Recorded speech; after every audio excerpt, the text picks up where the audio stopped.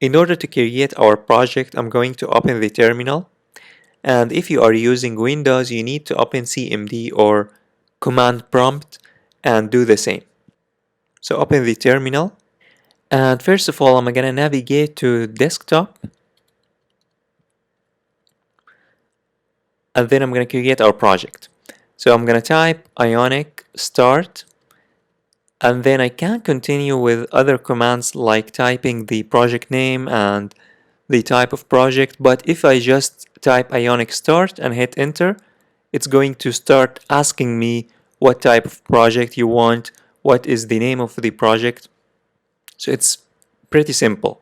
So here I'm going to name our project Insta and then hit enter.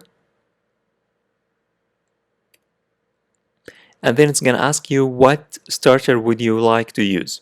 I'm going to use the tabs. So you can use anything else, but in this project I'm going to use the tabs.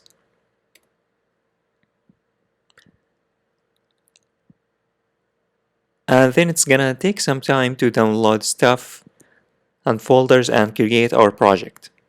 And now once our project is ready, as you can see, it's going to tell you go to your newly created project by using the CD and then Insta. And now we are inside our project. And as you can see, it's on our desktop. In order to run our project, you need to type this command Ionic serve. And what this is going to do is that it's going to open the browser and run our project. Let's hit enter. And as you can see now, we have the starter project running in our browser. And it's a tab project.